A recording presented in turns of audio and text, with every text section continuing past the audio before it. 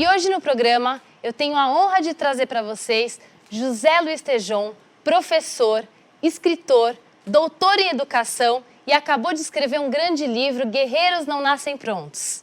Tejon. Adriana, Que prazer ter você, por favor. Nossa, Tejon, esse livro fantástico já mudou a vida de milhares de pessoas e eu tive a oportunidade de ler. Conta um pouquinho como é que foi e sobre o que é esse livro. Pois é, pessoas me perguntavam como é que você chegou onde chegou e como é que foi a vida. E aí, associando isso ao meu estudo de doutorado, que é a pedagogia da superação, encontrei algo tão óbvio quanto seres humanos nós somos desenvolvidos, preparados e educados ao longo da vida inteira. E guerreiro, o que é o guerreiro? O guerreiro é o ser humano que compreende que a vida na Terra é uma vida de lutas, uma vida de conquistas, ao mesmo tempo frustrações, dificuldades, obstáculos, né? Fazer alianças, aliados. É típica vida de um guerreiro numa luta, e não estou falando aqui da luta militar, né? Apesar de ter me ajudado muito Ricardo Morganti, que é um mestre do MMA, do Jiu-Jitsu, com quem eu também conversei muito sobre essa questão da própria luta, né, dentro da arte marcial. E o livro Guerreiros Nascem Prontos é uma série de exemplos de pessoas, algumas famosíssimas, algumas anônimas, em que eu sempre encontrei, em todos os estudos que realizei, por trás dessas pessoas, umas que a gente considera nossos ídolos, de muito êxito, por trás dessas pessoas sempre houveram educadores, elas sempre foram o resultado da educação, o resultado de alguém. Então, ninguém consegue ser algo sozinho. E às vezes a gente esquece, quando analisa essas pessoas que são os nossos ídolos, de achar que eles se fizeram por si só. Não. É sempre a história de guerreiros não nascem prontos. Então, uma das personagens do livro, Madre Teresa de Calcutá, ela disse que quando eu cheguei lá para fazer o que eu fui fazer na Índia, eu já tinha sido preparada por muita gente antes. E pessoas anônimas, não famosas, né? Você encontra nelas também coisas que aconteceram em que a gente tem que prestar atenção. Tem que ver algo com que eu sei que você também gosta muito, de mentores. Nós somos o resultado dos nossos mentores. Sabendo ou não sabendo, às vezes é inconsciente, mas a gente é o resultado desses mentores que a gente encontra pela vida. Então, Guerreiros Não Nascem Prontos, um sucesso, mas ele trata dessa coisa fascinante que é a conclusão da nossa luta constante e perene na Terra, e nós somos o resultado do aprendizado. E quem quiser achar um mentor, como você faz, que dica você dá para a pessoa conseguir esse mentor? Como é que faz isso? Quando nós somos pequenos, crianças, a gente depende muito da mentoria dos seres humanos que nos envolvem. Pai, mãe, vizinho, um professor, um tio, um avô, avó, pessoas daquela nossa eixo, comunidade ali. E uma missão muito importante para esses adultos com relação às crianças é eles sempre apontarem para as crianças pessoas admiráveis. Às vezes você tem no seu prédio de apartamento, no seu condomínio, um porteiro que é extraordinário, excelente pessoa. Então chegar ao filho, observa o seu João, observa como ele trabalha, que horas esse homem chega, etc. Se você for mostrando para a sua criança pessoas admiráveis do seu convívio, isso vai gravando nos neurônios da criança a coisa da admiração por pessoas. Óbvio, você está apontando pessoas para essa criança que você considera exemplos de trabalho, exemplos de caráter, exemplos de comportamento. Você está colocando ali referências de seres humanos dentro dos valores, que são os valores da construção da vida, né? Porque esse exemplo, infelizmente, ele vale também para você apontar o crime e outros caminhos. Mas neste processo educador ético da vida, né, você aponta essas pessoas. Essa criança cresce e dentro do cérebro dela fica instalado inconscientemente um olhar E onde quer que essa pessoa vá, depois dos seus 18, 20, 25, 30 anos, ela sem querer, automaticamente ela vai buscar as melhores referências. Então, por exemplo, um jovem consegue o seu estágio, primeiro estágio na faculdade numa empresa. Chega nessa empresa, se essa pessoa foi formada para um olhar da busca das melhores referências, necessariamente ela vai ser um sucesso. Por quê? Porque nem sempre você está subordinado à pessoa que é a melhor pessoa para te encaminhar na hierarquia. Então, você pode ficar olhando também tudo que não serve, tudo que não é positivo.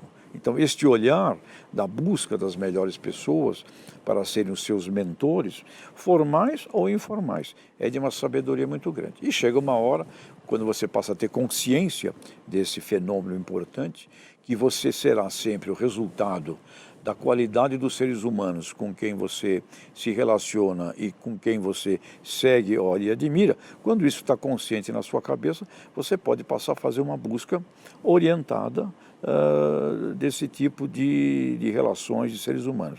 Não precisa ser necessariamente amigo, conviver, etc., mas um olhar observador, atencioso dessas pessoas admiráveis é muito importante, inclusive para cargos novos, né?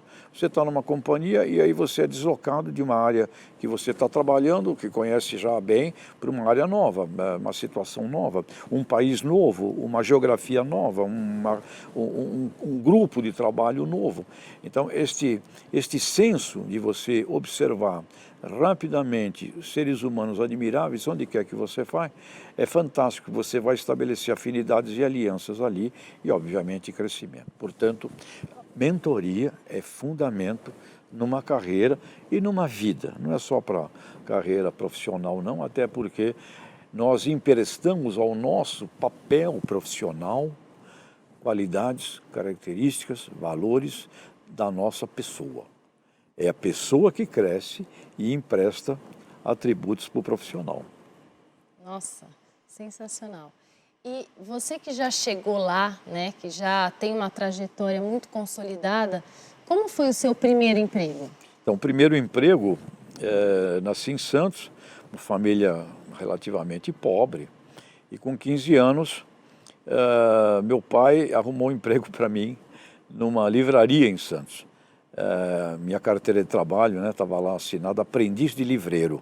Eu trabalhei numa livraria em Santos, Livraria Magalhães, do velho português Seu Mendes e do seu João, filho dele, que, aliás, ser humano que teve uma importância grande nessa coisa da mentoria. Só que eu não entendia bem, mas é um exemplo muito interessante. Nessa livraria eu era o único funcionário deles, 15 anos aprendiz, eu fazia de tudo. Tinha que abrir a porta da livraria, varrer o chão, passar pano, e ir no banheiro e limpar o banheiro todo dia de manhã.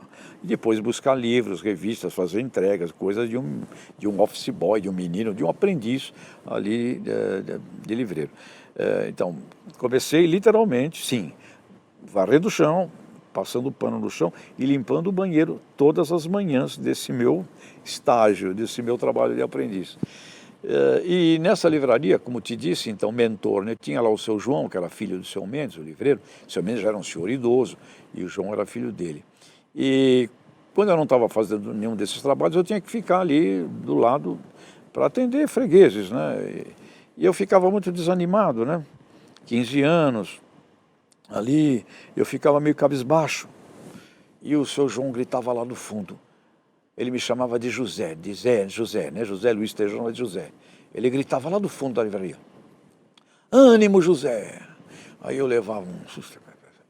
Aí dava mais uma meia hora, eu ia ficando de novo assim, meio coisa. Outro berro lá do fundo. Ânimo, José! Naqueles momentos em que isso acontecia, eu não gostava muito. Isso me incomodava. Já era um trabalho que não tinha lá grande charme, eu achava. E depois, a cada hora, esse homem gritava lá, ânimo José, ânimo José, ânimo José. E sempre dizia assim, quando você não tiver que fazer nada, pega um bom livro e vai lendo. Então ele me permitia. E o que é que era um bom livro? Era um bom livro, não era aqueles livros meio safados que o moleque gostava de ler, não. Então ele me deixava ler bons livros E quando eu estava assim meio mortinho, ele, ânimo, José. Passado tempo, passado anos, quando você vai refletir, e a tua pergunta é o teu primeiro emprego, a importância imensa que esse primeiro emprego teve na minha vida. Porque eu me transformei em diretor de grandes corporações, Jato, Agroceres, fui diretor estatutário do jornal Estado de São Paulo, Estadão, negócios internacionais, enfim, vim a ser, né, uma pessoa que todo mundo fala, uma carreira de grande sucesso. O primeiro emprego esse. E quando você chega lá em várias posições, você vê a importância que foi essa coisa literal de ter sido um aprendiz, porque eu fui ali um aprendiz da vida. E como em coisas que me incomodavam à época, foram de extraordinária importância no mais alto nível que eu pude viver. A lembrança do ânimo José, a lembrança do, olha, alguém tem que limpar o banheiro muito bem limpo. Olha, a importância de você não estar fazendo nada, ler um bom livro. Essas coisas todas ficam impregnadas nos nossos neurônios, inconscientemente, porém atuando, né? E você vai descobrir anos depois que você foi movido por muita coisa desse tipo, que são mentores extraordinários. Aquele seu João daquela livraria, sem saber, sem que eu soubesse, ali estava presente, sem dúvida alguma, um mentor, né? Então, meu primeiro emprego foi esse, depois passei por outras coisas e, enfim, hoje tenho uma carreira acadêmica muito bonita, dou aula na França, né? Todo mês de fevereiro. Então, alguém que começou ali no bairro da Vila Belmiro, em Santos, numa escolinha para crianças excepcionais. Minha primeira escolinha foi na Santa Casa de Santos, né? Eu tive um acidente, queimei o rosto, então passei dos meus 4 aos 7 anos internado na Santa Casa de Santos. E a minha primeira escolinha, o pré-primário da época e o primeiro ano, né, o fundamental, os 2 primeiros anos do fundamental da época, numa escolinha ali de crianças especiais. Então, sim, uma escolinha desse tipo para dar aula numa grande academia francesa, em mestrados com alunos internacionais, de um primeiro emprego onde limpava o banheiro. Para diretor estatutário do Jornal Estado de São Paulo, tem aí uma marcha, tem aí uma saga. Mas muito importante, quero salientar isso, não fiz sozinho e jamais conseguiria essa história só. Nós somos o resultado de seres humanos com quem convivemos e chega uma hora que a gente tem que agradecer muito aos seres humanos da nossa história. E às vezes é uma pessoa que uma semana que conviveu com você abriu algo que você não... E a gente às vezes esquece, porque tem uma correria da vida. Mas quando a gente consegue refletir e reconhecer a importância disso na nossa carreira, na nossa profissão, na nossa vida, e isso aconteceu comigo, essa reflexão mais profunda, hoje eu tenho 67 anos. Isso aconteceu quando eu tinha 52 anos. Até 52 anos eu não tinha refletido muito sobre isso. Aconteceu com 52 quando meu outro grande amigo, que nascemos e brincamos algumas vezes como crianças na cidade de Santos, Roberto Chiniachik, santista também, nos encontramos lá na época da juventude, mas passado muito tempo, com 52 anos de idade, reencontrei o Roberto. E eu já escrevia livros técnicos, livros profissionais, de marketing, de vendas. Fui professor da SPM desde 1982, hoje sou diretor acadêmico de agribusiness da FECAP. Então eu sempre tive em paralelo, aliás, outra dica para as pessoas, tenha mais do que uma atividade. Pelo amor dos santos e de todos os santos. Não tenha apenas um papel profissional na sua vida. Eu sempre também, sem raciocinar, foi num certo automático da minha vida, sempre adorei a ideia, em paralelo ao meu trabalho de executivo, da aula. Então sempre dei aula em paralelo e sempre participei de associações da minha categoria profissional. Então não tenha um emprego só, faça alguma coisa, óbvio, não conflitante, né? Para fazer isso que eu estou falando, você vai ter que sacrificar noites, sábados, muita coisa do tempo, mas é muito rico que você tenha ações voluntárias, né? Entidades da sua categoria profissional, voluntariado. Professor Também é meio voluntariado, porque não conte muito com grandes salários nessa categoria, mas sempre tenha isso. Então, eu escrevia livros já profissionais e o Roberto, reencontrei ele com 52 anos de idade, e aí eu falei, vou escrever mais um livro novo de vendas, e vou escrever com a tua editora aí, que você tem uma editora. Eu falei, não, você vai escrever um livro sobre a tua vida. Eu nunca tinha pensado nisso, nunca. Eu nunca pensei na minha vida de escrever livro autobiográfico. Eu nunca imaginei na minha vida palestras e conferências. Apesar de sempre dar aula, apesar de sempre fazer palestra pelas empresas que eu trabalhava, pelas entidades que eu representava, mas nunca na minha cabeça eu imaginei que ia escrever um livro com a minha história de vida e que desse livro, que foi o Voo do Cisne, o primeiro, não é? Onde eu conto bastante da minha história de vida mesmo e das superações vividas. Desse livro para cá, então, veio uma série, e o último deles foi o Guerreiros Nascem Prontos, e estou começando a escrever um novo, que aliás me fascina, que é o poder do incômodo. O poder do incômodo é o que te movimenta mesmo, né? Então isso também é fascinante.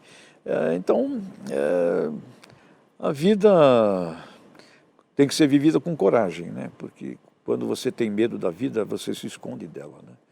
E se esconder da vida é jogar fora a vida, porque a gente tem que enfrentar a vida, olhar a vida de frente, e vai ter aí, então, caminhos, né?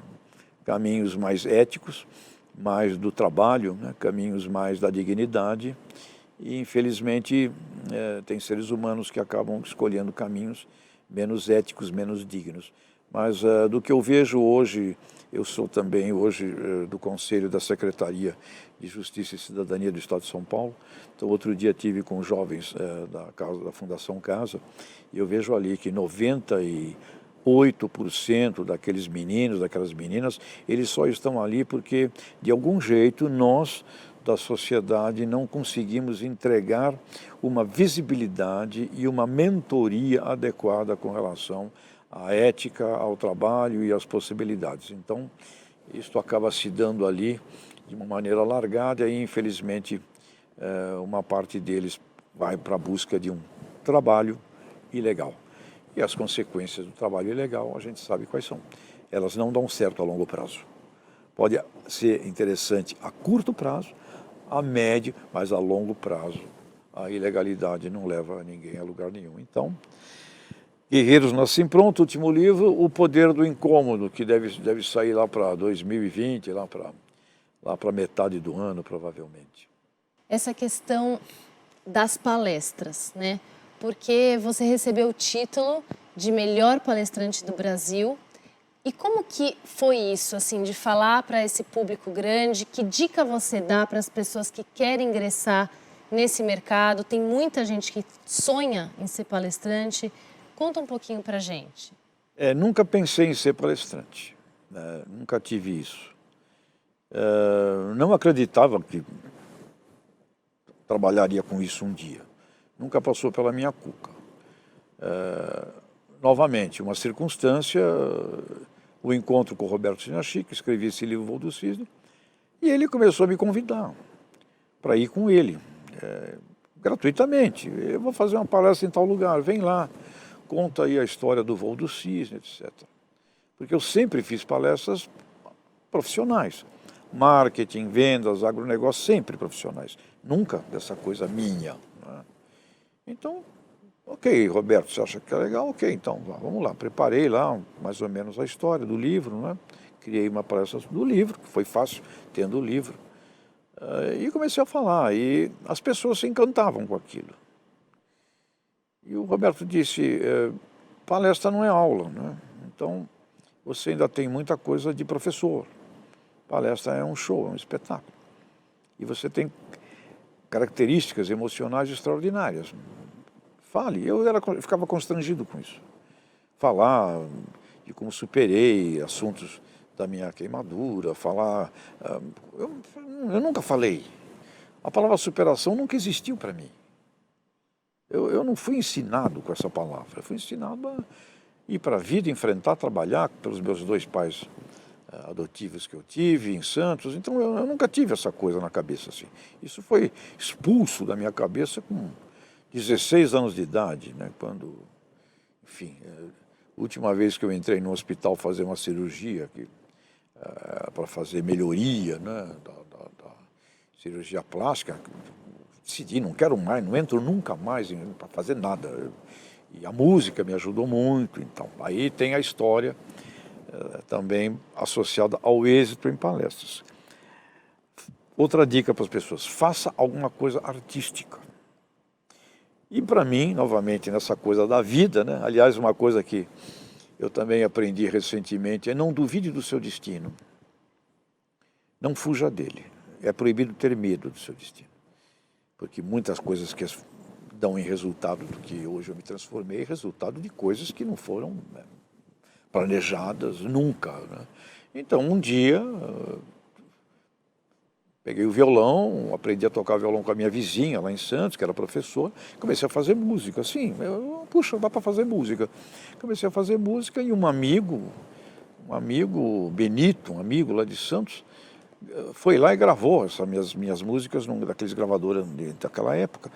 E sem que eu soubesse, ele inscreveu 3 músicas minhas no Festival de Música Popular da Secretaria de Cultura de Santos. Passou uns 2 meses, ele vem com a notícia, a tua música foi aceita. Eu falei, que música? Eu escrevi em teu nome. E agora? E agora você tem que ver isso. Bom, aí fui lá e tal, ok, fui para o festival pela primeira vez com uns 17, 16, 17 anos de idade. Então, era uma experiência, pela primeira vez na minha vida, perante um público de 5.000 pessoas. Tocando, ok, meio sem jeito, meio escondido, mas uma experiência dessa. A partir dessa coisa, o pessoal do teatro, Santos tinha naquela época o melhor teatro amador da América Latina, o TEVEC, Teatro Estudantil Vicente Carvalho, nascido no Colégio Canadá, um espetáculo sensacional. E esta turma me viu no festival e me convidaram para fazer música para teatro. Então eu convivi dos meus 16, 17 anos até os meus 23 anos de idade, fazendo música para teatro, convivendo com o pessoal de teatro. E 3 ou 4 espetáculos, muito bem sucedidos na época, eu tinha a missão de entrar com o violão no palco, junto com os atores e atrizes. Então eu acabei tendo uma experiência de vida nessa fase muito rica com diretor de teatro, com cenografia, com montagem de espetáculo e com o teatro. E novamente, lá isto ficou dos meus neurônios, o teatro. Depois eu fui para as empresas, né, para as organizações onde eu trabalhei, e fazer palestras, apresentações, aulas, era muito natural. Quando veio a história de palestrar, lá como eu estava contando, com o Roberto, quando eu já tinha 52 anos de idade, para mim acabava sendo muito natural ir num palco. Era muito natural, porque eu tinha essa vivência e essa experiência. Agora, então o palestrante, ele precisa ter uma carga de conhecimento teatral. Eu sugeriria que toda pessoa que quisesse ser um palestrante fizesse um curso de teatro. É muito importante o teatro, porque você é um personagem em ação num palco, talvez um monólogo. Montagem da tua estrutura audiovisual, tudo isso é um espetáculo. Portanto, o mundo teatral te ajuda muito. Agora, você precisa ter vivência concreta. O palestrante, eu me transformei nisso novamente, sem querer, com mais de 52 anos de idade, mas com uma tremenda experiência concreta. Então, quando eu vou falar de vendas, né, eu dirigi vendas, operações de listas telefônicas, a mais maluca que você pode imaginar. Quando falo do agronegócio, eu dirigi, ou seja, eu já vinha com uma carga. E a minha vida pessoal e humana com uma tremenda carga que eu ainda não tinha processado.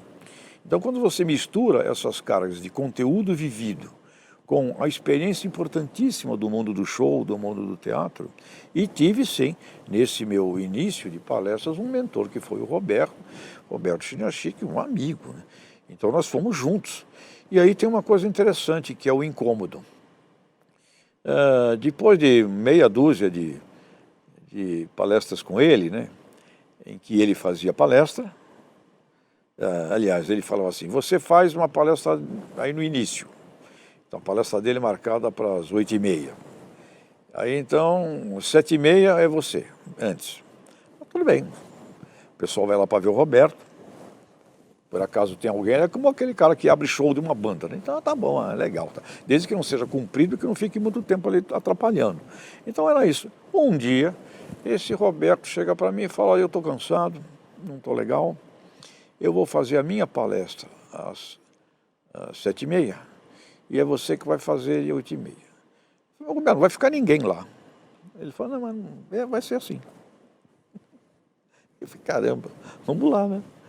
E aí aconteceu assim. Então, pela primeira vez, eu vi que o que eu estava fazendo era muito forte e legal. Porque eu sempre estava achando que, como era a abertura do Roberto, isso estamos falando de 2002, 2003, né, 2004, por aí, nesse período todo. Roberto com uma visibilidade de Olimpíada, dessas coisas todas. Continua extraordinário até hoje. Naquele momento ele estava muito na mídia, né? Então, o incômodo, né? Então a gente volta a essa coisa fantástica que é, se você quer promover um ser humano de algum jeito, você tem que incomodá-lo. Mas tem que incomodar gostoso. Tem que saber incomodar. E também, um bom mentor, você vê que a pessoa está preparada. E está faltando para ela um empurrão. Não quero entrar na piscina, não quero entrar na piscina. Tchuf, dá um encontrão, puf, cai na piscina e sai nadando. Você sabe que ela sabe nadar.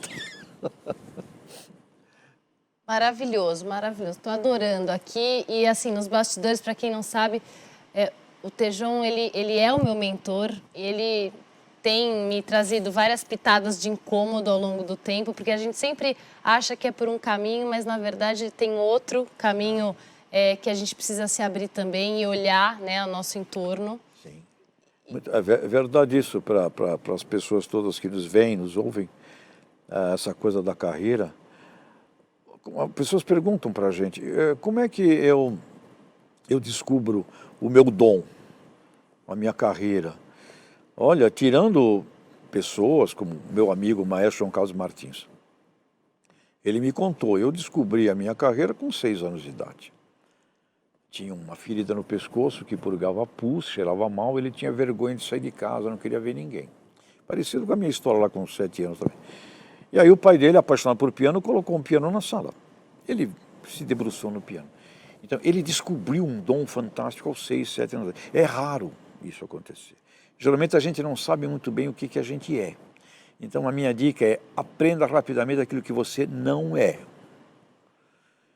Aquilo que você não é. Você tem que descobrir o que você é com aquilo que você não é. E tem muita coisa no sucesso da tua carreira que acontece exatamente quando fecha uma porta. Meu Deus, essa porta fechou, é ali que eu estava. E abre, se você tiver essa consciência da busca, fechou aquela porta, no momento ok, é chato, você fica chateado, tudo. Mas logo acontece alguma coisa ali, que você não estava esperando, mas que é um grande portal. Quantos seres humanos não progrediram espetacularmente na vida depois que uma porta fechou e abriu outra? História fascinante, né? Móveis Todeschini, o pessoal, uma vez eu estive lá fazendo palestra com eles, e eles me contaram, eles tinham uma fábrica de sanfona, pegou fogo na fábrica, e aí um sócio falou para o outro, que bom que pegou fogo. O outro falou, mas por quê? Porque a gente faz sanfona e ninguém compra. E agora vamos fazer o quê? Vamos fazer móveis. Uma fábrica pegando fogo, alguém enxerga ali a fábrica de móveis. E este é só um exemplozinho, está cheio de exemplos assim. Hoje, o pessoal com muita honra, me leva muito para os assuntos do agribusiness, do agronegócio. Aí pergunta, como é que eu, Tejon, nascido em Santos, rock and roll, música, praia, completamente urbano, como é que eu me transformei no que a turma fala, um dos melhores caras de marketing do agronegócio brasileiro? Por essas coisas muito interessantes. Eu era estagiário, em São Paulo já com 23 anos de idade, como eu fazia música, escrevia, sempre escrevi muito bem, era um dom meu, né, a criação, fui fazer estágio numa agência de propaganda. Apareceu lá um trabalho para fazer. De quem? Máquinas Agrícolas Jato. Ninguém queria fazer o trabalho da Jato, porque máquina agrícola, pulverizador, ninguém sabe o que é isso. E aí, o estagiário, faz você. Eu acabei fazendo um trabalho que ninguém quis fazer. E através desse trabalho que ninguém quis fazer, iniciou ali uma carreira. Depois teve mudanças, eu saí do agro, fui para o Jornal do Estado de São Paulo. Quando saí do Jornal do Estado de São Paulo para essa já minha carreira hoje de conferencista, a escola novamente, academia, consultoria, hoje sou membro de conselho de empresas. Quando isso aconteceu, o agronegócio inteiro me convoca de novo. Agora, como começou isto? Um trabalho que ninguém quis fazer. E eu não estava preparado para fazer, porque eu não entendia nada daquilo também. Mas como eu não entendia nada daquilo também, e veio o incômodo, você tem que fazer, e não dava para se livrar do incômodo. Isso é outra coisa importante, porque tem incômodo, se você pudesse, você se livra dele, né? Não dava, eu tinha que fazer. E eu fui atrás daquilo, fui estudar aquilo, fui fazer o que os outros não quiseram, e não dava para me livrar daquilo, eu tinha que fazer. E como eu era um estagiário, tinha que mostrar serviço, eu fiz, e o pessoal da empresa adorou. Me adoraram. Eu ganhava, naquela época, 2 salários mínimos por mês. Vivia de favor na casa da minha tia. Ou seja, uma situação meio complicada. Eu já tinha uma esposa, né? Já tinha uma filha. Era uma situação. Passa 6 meses, o gerente de marketing dessa empresa, da Jacto, sai. E aí a turma lá, a família Nishimura, me adorou. E me convidaram para ser gerente de marketing da Jacto. Ganhando, né? Não uma fortuna, mas ganhando como um gerente e com uma casa e com não sei o quê. Então, imagina, algo que ninguém queria. Algo que ninguém queria. Você pega, então, nosso pessoal todo aí, ó, fica ligado. O que ninguém quer fazer, se liga. Onde ninguém quer ir, se liga. Falar com pessoas que ninguém quer falar, se liga. As grandes oportunidades estão naquilo que ninguém quer. Então, presta atenção naquilo que ninguém quer. E descubra o que você não é. E aqui, quando assumi responsabilidades como CEO, como diretor-geral de empresas do grupo do Jornal do Estado de São Paulo, eu nunca gostei de finanças. E aí você tem que saber do que você não gosta. Eu não gosto, mas quando você não gosta, quando não é a tua vocação, você vai fazer mais ou menos. Então saiba, não é minha vocação aquilo. Então quando eu tive esse cargo, um cargo que você tem que olhar tudo, inclusive finanças, contabilidade, EBITDA, essas coisas do mundo financeiro, que não é a minha vocação, eu falei, eu quero ter do meu lado um contador, e com esse contador eu vou ter reunião semanal sobre os números. Porque eu sabia que aquilo não era a minha praia. Eu fui e eu tive o melhor EBITDA do grupo e a melhor história daquela atividade. Com toda certeza, graças a essa minha consciência de saber o que eu não era. Então, uma coisa muito importante na carreira, muito importante aí no DNA das pessoas, quando falam em carreira, em empreendedorismo, né? Quando você vai tocar um negócio, é você saber aquilo que é o teu ponto fraco. Em agronomia se diz a lei do mínimo. Você pode encher uma planta, um animal, da melhor comida do mundo, mas se faltar um ingrediente químico, o boro, aquela planta não vai dar o seu potencial máximo. Então o ser humano é igual. Descubra aquilo que não é o teu dom e se organize com recursos em volta para cobrir essa tua coisa mínima. E aquilo que é o teu grande dom, inspire, promova, né?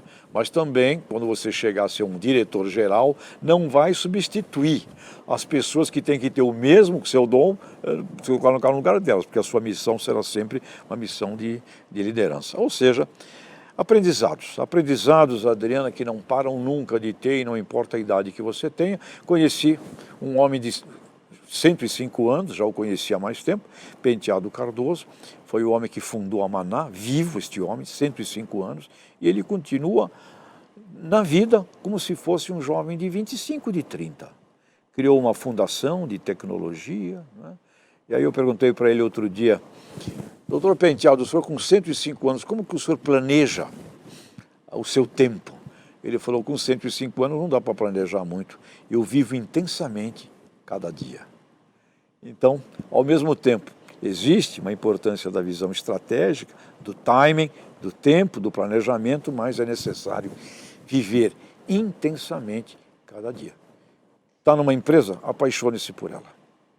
Não entra nessa de que Se você não se apaixonar por onde você está, você não vai viver intensamente cada dia e você não vai, inclusive, aprender com a riqueza que é uma corporação, uma organização onde a gente aprende muita coisa. Tejão, você que já viveu tanto e já tem tanta experiência e já foi aclamado e é aclamado, o que falta? Para mim, Sim.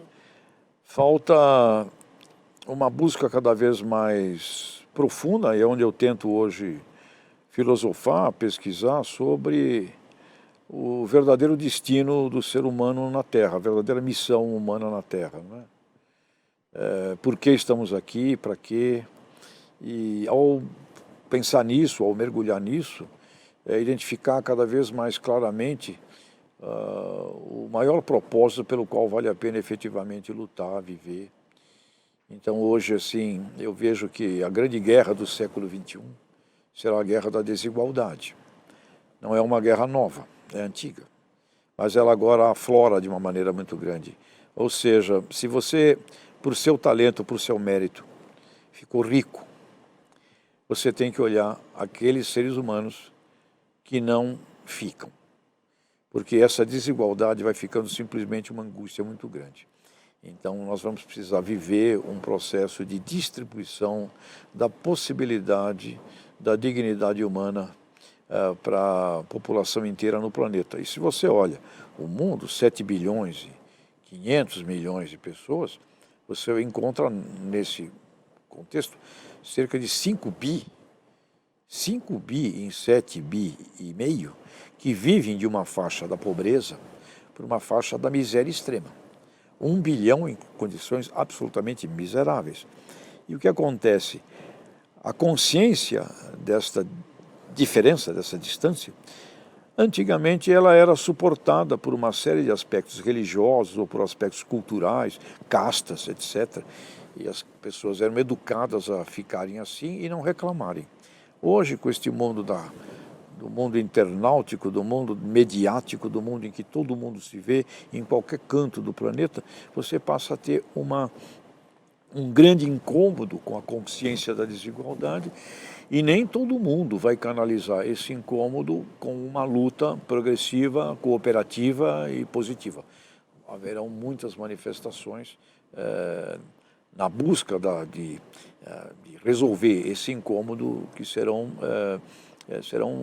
rústicas e complicadas e difíceis. Então vejo daqui para os próximos 100 anos uma grande batalha do ponto de vista da ação humana com relação à educação, à cooperação e a esta coisa de diminuição da desigualdade. Vai ser impossível um planeta Terra nos próximos 100 anos com esses níveis de desigualdade que a gente tem hoje. É impossível imaginar. Não haverá vida na Terra se isto não for trabalhado. Então, o que eu sinto hoje assim da minha própria vida, enquanto estiver vivo, é o quanto que poderia contribuir, colaborar de algum jeito nesta luta.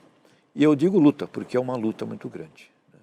Perante essa situação, essa circunstância dada hoje, você tem gente que faz trabalhos espetaculares no sentido da promoção da dignidade humana. E você também tem gente que se apropria da circunstância nefasta para criar vantagens e usufruir da vitimização.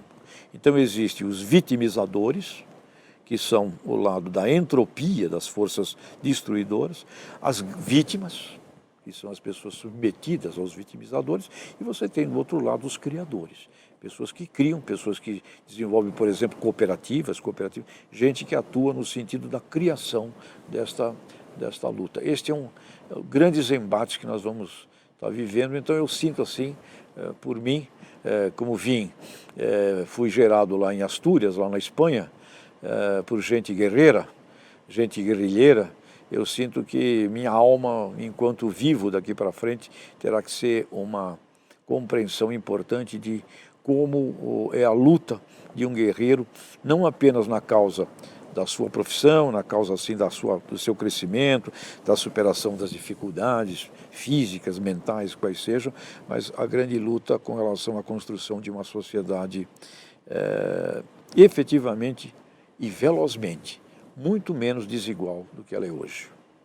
Uau! E para a gente finalizar, qual que é o teu fator DNA, aquilo que torna você único? Olha, é a criação. A criação.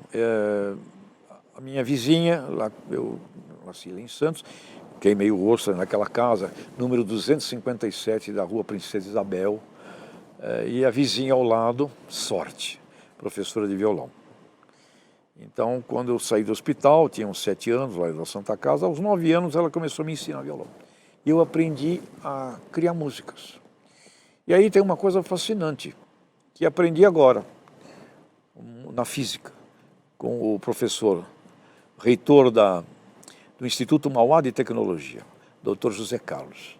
Ele me disse, você sabia que entre o 0 e o 1 existe o infinito? Eu falei, não. Por mais que você subsegmente 0,0001, 0,0002, por mais que você crie algoritmos fatiando entre o 0 e o 1, sempre existirá o infinito. Entre 22 graus centígrados e 23 graus centígrados sempre existirá o infinito. Eu falei, caramba, que fascinante, isso explica a coisa maravilhosa, analógica, humana, que jamais será substituída, o poder da criação. E nas notas musicais, entre o Lá maior, o Mi maior, um Fá sustenido e um Ré, 4 acordes, entre esses 4 acordes existe um infinito. E é o infinito do poder criativo. Então, quando você compreende este poder que me foi dado na circunstância do destino, é o que sempre me levou. Porque onde quer que eu fosse, automaticamente eu sempre buscava a fórmula criativa, a forma da diferenciação, a forma do único, um arranjo único. E este arranjo único, com 3 acordes musicais, 4 acordes musicais, exatamente os mesmíssimos, você cria centenas de músicas, milhares de músicas diferentes, porque entre um tom musical e o outro tom existe o infinito. Então o mundo digital estará sempre a serviço do mundo analógico. Então, a criação é um poder do ser humano e, para mim, sem dúvida alguma, na minha carreira profissional, foi sempre aquilo que foi o meu diferencial, onde quer que eu estivesse trabalhando. Tejon, muito obrigada. Mestre, obrigado, meu Adriana. mentor. Sucesso a você, prazer infinito. a todo o teu público, né? E a Muito todos os teus obrigada. convidados aqui. Muito obrigada. Obrigado. E o nosso programa DNA Carreiras vai ficando por aqui. Eu quero agradecer a cada um de vocês que ficou ligado aqui com a gente, a também os nossos entrevistados que trouxeram grandes dicas de carreira e toda a sua experiência. E ao longo da semana, se mantenham ligados com a gente, participem dos nossos posts e qualquer sugestão, parceria ou dica que vocês também quiserem dar pra gente, manda uma mensagem pra gente no nosso WhatsApp, aqui no número vocês podem ver. Fiquem ligados, porque DNA Carreiras, aqui você é único.